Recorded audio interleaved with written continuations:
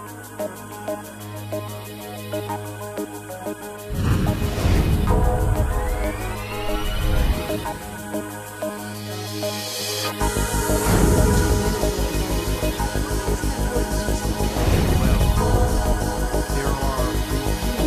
following program was recorded at ARC Advisory Group's annual World Industry Forum in Orlando, Florida. I'm pleased to welcome ARC Director of Strategic Services, Tracy Doyle. Hi, Ralph Rio, Research Director at ARC Advisory Group, is here to talk to us today about enterprise asset management. Ralph is a member of ARC's ALM team and one of the foremost authorities in asset management. Ralph, what is enterprise asset management? I'm glad you asked that, Tracy. It has to do with managing a maintenance department. Now, in some industries, we may think that that's a small group of people, but you go into the asset-intensive industries, and easily there are as many maintenance people as there are operators in the plant. You go to your average utility, power generation, all that stuff, all the equipment needs to run continuously, which means it needs to be maintained thoroughly so there's no downtime. Now, in terms of the management of maintenance, it's a management of the labor, materials, information. It gets involved in mobility and reporting and analytics. That's kind of functionality that maintenance management covers. And there's certain goals they're trying to achieve. The primary goal is, of course, making sure the asset is running so that the company can achieve revenue. The second thing, and we've done many surveys on this, the second thing that's most important and a reason for maintenance systems, enterprise asset management systems, is to control the costs. And that includes both the materials, the parts that they're using, and the labor, the people. The third thing that's very important is asset longevity, so that they don't have to replace the assets. And that conserves a lot of cash and, of course, has a big effect on the balance sheet.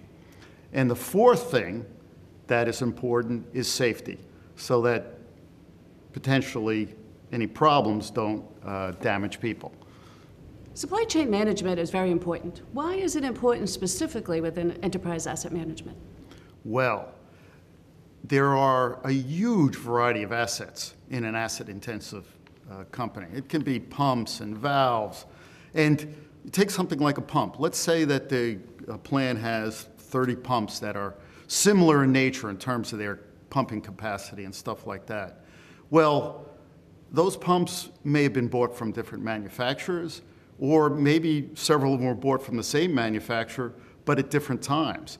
So each one of those pumps have different requirements for the spare parts. And it's easy to get into a huge variety of spare parts. A utility could easily have hundreds of thousands of different parts. They need to have an inventory so that if something fails, they can easily repair the equipment and get that very important metric about the high equipment uptime.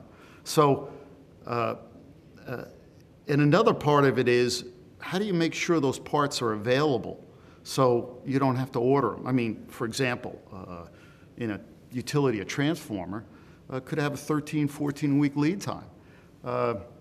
You can't allow, if one of those fails, you can't allow customers to go without power for 13 weeks. You have to have that transformer available immediately to get that power available to the people. So you have this huge variety of parts.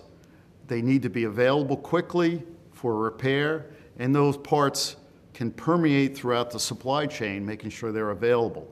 So it's a very complicated supply chain issue. So inventory control is very important in asset management. What makes it unique? Well, I'll just draw a little bit of a contrast first. And I'll take the example of, take automotive manufacturing. In there, let's say next week you're going to assemble 1,000 cars. And you know there's 4 wheels per car, so you're going to need 4,000 wheels. So it's kind of easy to forecast what material you're going to need and make sure it's available so that when the operator goes to take a wheel and put it on the car, the wheel is in fact available. So it's much easier to forecast your requirements and make sure the material's available in that scenario, in a manufacturing scenario. Now, with maintenance, though, there is some preventive maintenance that goes on that you can kind of anticipate what parts are going to be needed. But very often, there's unanticipated failures.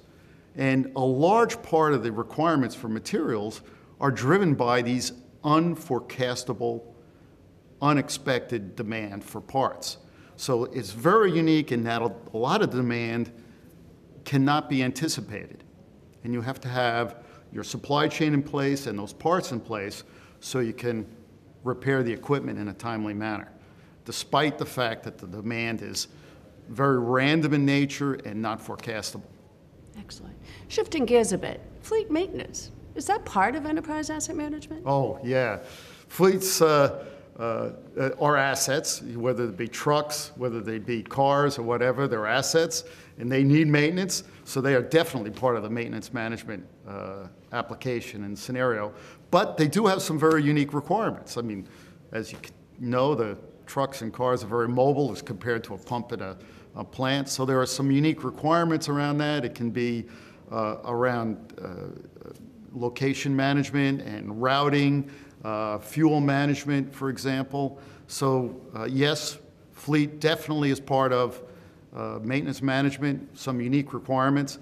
And I'm also including the fleets that are part of the logistics and the supply chain.